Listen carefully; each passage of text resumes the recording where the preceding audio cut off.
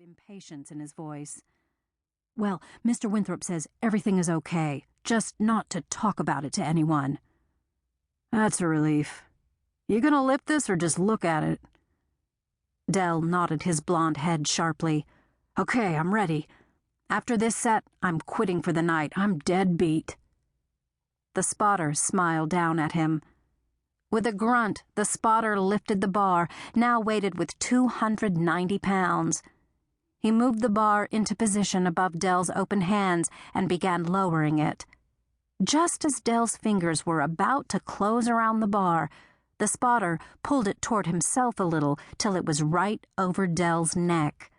With great control, the spotter positioned it exactly over Dell's Adam's apple. Just as Dell opened his mouth to ask what the hell was going on, the spotter dropped the bar.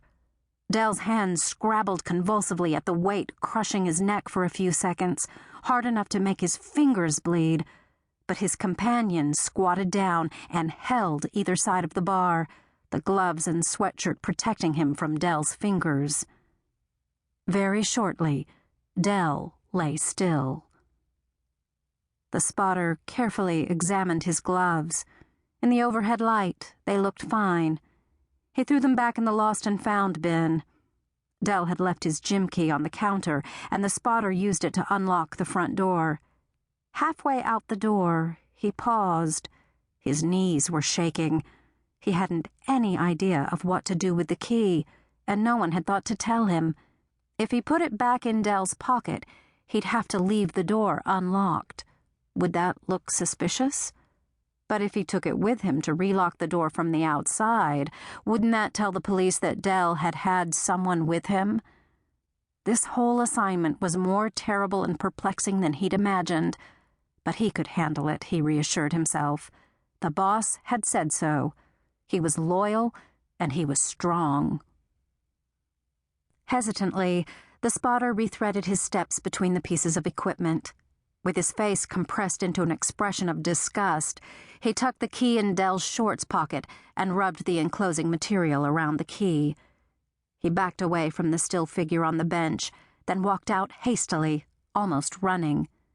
He automatically flicked the light switch down on his way out.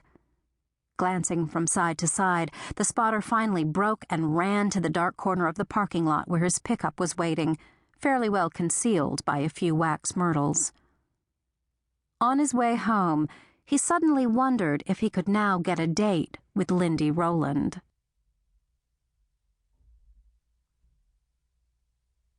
Chapter 1. I grumbled to myself as I slid out of my Skylark, Marshall's keys clinking in my hand. Since I made my living doing favors for people, it hardly seemed fair to be doing a favor for free this early in the morning. But this fall, a flu epidemic was scything its way through Shakespeare. It had crept into the Bodytime gym enclosed in the body of my friend Raphael Roundtree. Raphael had coughed and sneezed in karate class after working out in the weights room, neatly distributing the virus among almost all the Bodytime clientele, with the exception of the aerobics class. And me. Viruses don't seem to be able to abide in my body. When I dropped by Marshall Sadaka's rented house even earlier that morning, Marshall had been at that stage of the flu where his greatest desire was to be left alone to his misery. So fit and healthy that he took sickness as an insult, Marshall was a terrible patient, and he was vain enough to hate my seeing him throw up. So he'd thrust the keys to Bodytime into my hand, slammed the door, and yelled from behind it, "Go open! Tanya's coming after her first class if I can't get anyone else." I'd been left with my mouth hanging open and a handful of keys. It was my day to work at the Drinkwaters house. I had to be there between 8 and 8:15 when the Drinkwaters left for work. It was now 7 o'clock. Tanya, a student at the nearby Montrose branch of the University of Arkansas, might get out of her first class at 9 o'clock.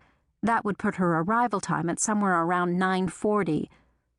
But Marshall was sometimes my lover and also sometimes my workout partner, and he was always my sensei, my karate instructor. I'd blown air out of my mouth to make the curls at my forehead fluff and driven out to Bodytime. I'd decided